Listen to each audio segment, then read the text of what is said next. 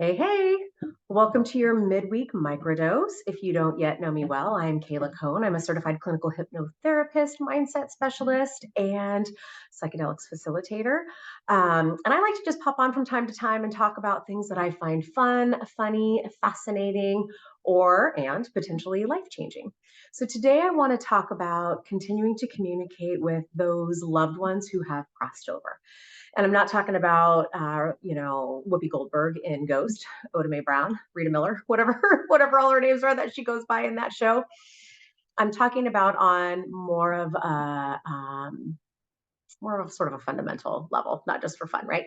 So when we lose somebody who's important to us, when we lose a family member or a friend, a loved one, when they cross over, it can feel devastating and it can be life changing and have some pretty significant ripple effects in our lives. And I talk a lot, or I have talked a lot about how losing my younger brother created this sort of split in my life of the before and the after.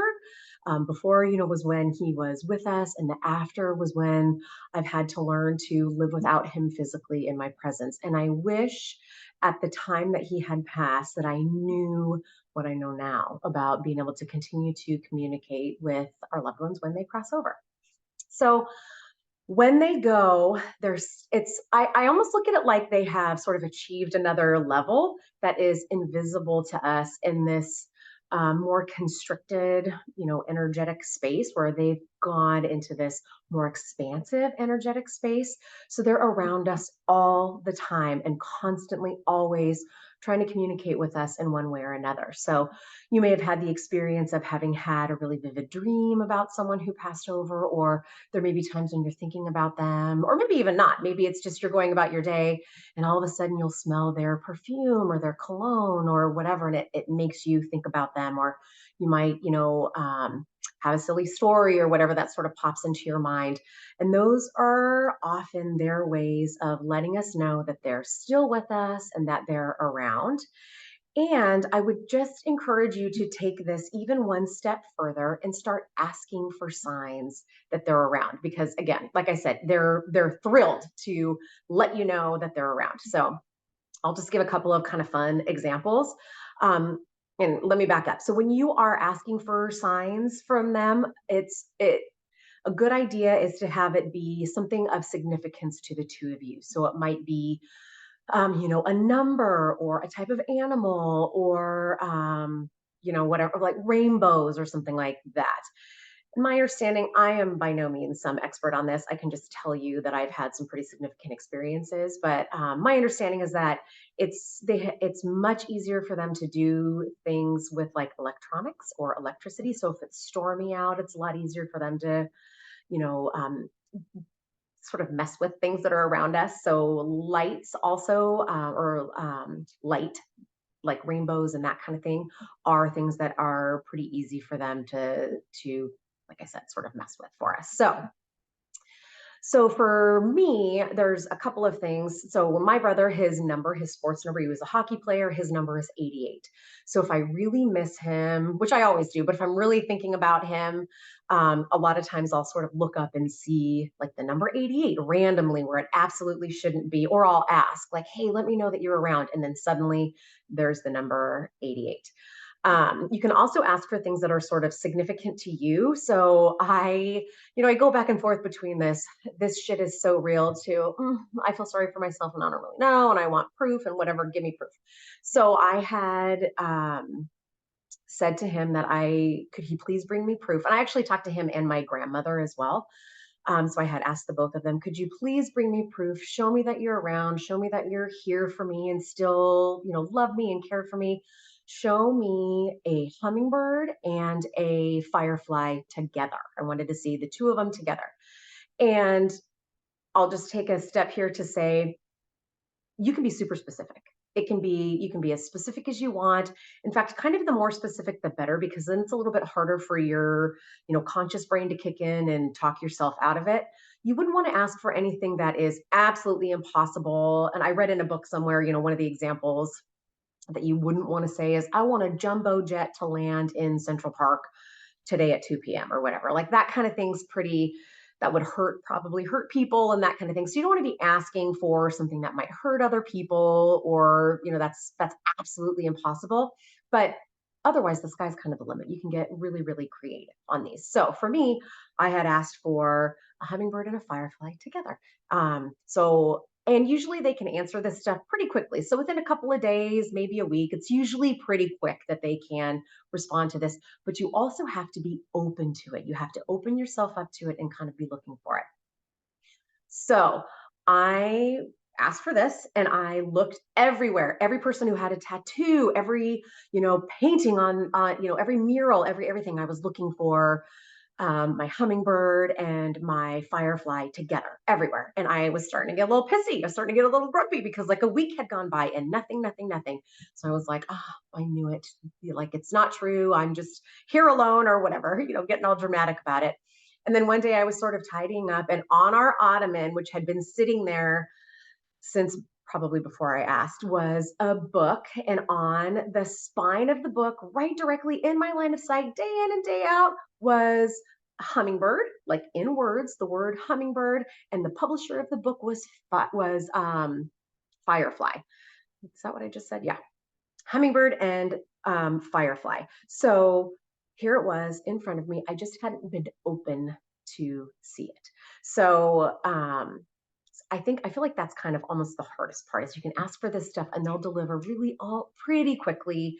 We just have to open ourselves up to see it. But with such a beautiful confirmation that they're around and that they heard me. And then the next important step is to say thank you.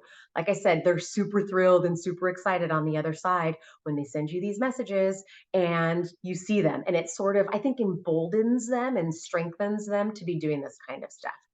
So I'll just tell another couple of really quick stories about just some of the experiences that I've had. So, and I told this one time on Facebook. If you follow me there, you may have seen this, but I was talking to a friend of mine who had also lost her brother, and we were just, sitting on the phone at the ball. I was watching my daughter play softball. So we were at the ballpark and I was just chatting away with her just about loss and how heavy it can be and all of that, but how we always get these fun little signs that they're around. And so I was talking about my brother and how amazing he is, and all this good stuff. And I looked up and there was a man standing in front of me wearing a jersey, a sports jersey with the number 88 and Jones. So my brother's last name was Jones. So Jones and 88 directly in front of me. And I just about died because I feel like I don't know how, like, the chances, the things that would have to come together to have this man standing directly in my line of sight while I'm talking about my brother. And it's so my brother's personality too, to do that kind of thing, to be sort of in your face like that. I was just delighted. And then very recently, I was driving with my daughter in the car, and we were going through a school zone where it has the little tells you what your speed is. And so it was telling me I was going too fast. And I was talking to my daughter about my brother and just about how funny he was and just the silly little stuff he would do. And that speed sign turned from me going too fast to the number 88 started flashing on it. And again, so because this is such an important number for us, because that was his number, and there's all sorts of stories behind that being his number and all of that, it was so special. So, um, the last story I'll tell is relatively recently. Again, I was kind of in this, I don't know, just sort of grumpy feeling, right? Just feeling sort of grumpy about life and feeling, all the things that you feel when you're not doing your best, I guess. And I had in the back of my head about how, they can really mess with electricity and electronics and that kind of thing. There's a million stories too, just as an aside, about people who get, text messages that seem to be from their loved ones with pictures or photographs even, where it's like, there's no way this could have been sent. Or they'll get a phone call with, really lovely music, or where they will hear their loved one's voice even saying something. But when they try to call the number back, the number is disconnected or whatever. So it's all very, very interesting. Anywho, there I was feeling sorry for myself. And I was saying to my brother, I was standing up in my bathroom and I was saying to my brother, if you're really here, please give me a sign. I miss you so much. I just really need to know you're around me. Would you please make the lights flicker? Please make the lights flicker. And so I asked a couple times and I was staring at the lights in the bathroom, just waiting for them to flicker, and nothing, nothing, nothing. And of course I was like, I knew it. It's all a bunch of bullshit. I'm not listening or whatever. And I go like stomping downstairs, like, you not, whatever. It's all just a bunch of BS. And I sit down on the couch, and all of a sudden, just within a couple of minutes of having this conversation, this huge storm comes rolling in, and this bolt of lightning right outside the window lights up. And I happen to be looking out the window. So I saw this big flickering light of lightning just light up the sky. Because again, I feel like my brother can't just do things little. He couldn't just flicker the bathroom lights, he had to flicker the whole entire sky. So that blew my mind. I almost started crying. It was just goosebumps everywhere. It was incredible. So I moved on with my day or my night. And the next morning I was driving and I was sitting at a stoplight and I was thinking, yeah, but I don't know if that really, like, that was amazing and that was incredible because that's the conscious mind, like trying to talk yourself out of it, trying to sort of suck the fun out of life, right? So I was thinking, like, well, maybe I heard there was going to be a storm. Like, I don't know. Maybe it was just a coincidence. Like, it's probably not as cool as I thought it was, and as I was saying that, the lights on either side of the stoplight I was sitting at, like the street lights, flickered, like flicker, flicker, flicker, flicker, flicker, flicker. Never seen him do it before, never seen him do it since. Anyway, I feel like that was him saying, like, "Stop your whining. Like, what else do you want from me?" So, all of this to say, this is just a tiny little bit of stories that I have personally experienced. I have so many other stories that I've heard from other people who also frequently ask for signs. There's just so many. So if you are all of this to say, if you're missing somebody, if somebody that you love so much has crossed over, I am here to tell you that they are communicating with you all the time.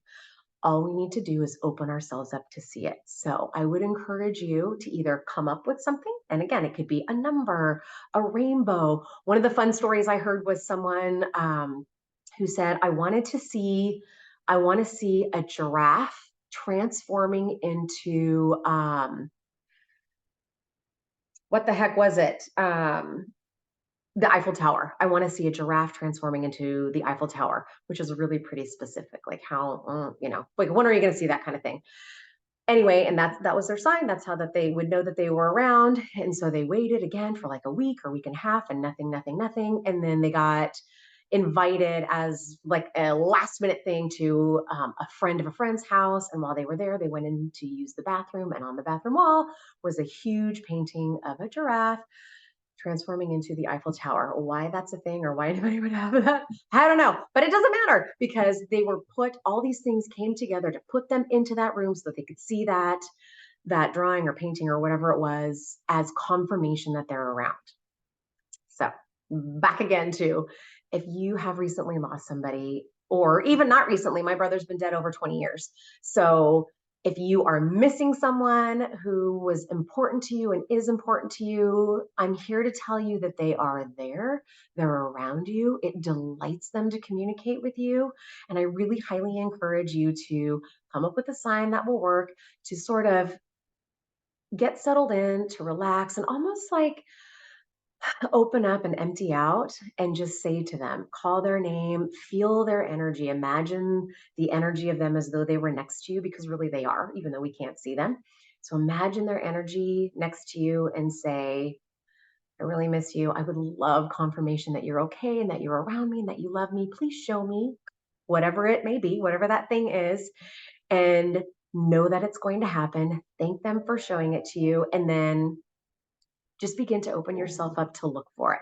Know that it's around. Be very careful. Don't do what I did, which is to look for it kind of in the wrong places, right? But, or not the wrong places, but just be open to it appearing to you in any way. So I was really focused on looking for, the hummingbird with in a drawing or in a painting or on a tattoo, like an actual hummingbird, when instead had been written out for me. So really allow yourself to just be open for them to give it to you in whatever the way that they want. Be open to it. Know that you might walk by it 500 times or whatever before you finally see it, but know that it's there. Know that they're there. And allow yourself to feel comforted if you can, to the extent that you can. It's so heart wrenching when they're taken from this space where we can't sit and speak to them in this way. But if you can open yourself up to being able to just communicate with them in a different way and having a different relationship until you meet again, it can relieve and release grief and in a way that really I thought was impossible. So I'm super excited that I get to like have this silly little relationship with my brother continue just in a different way.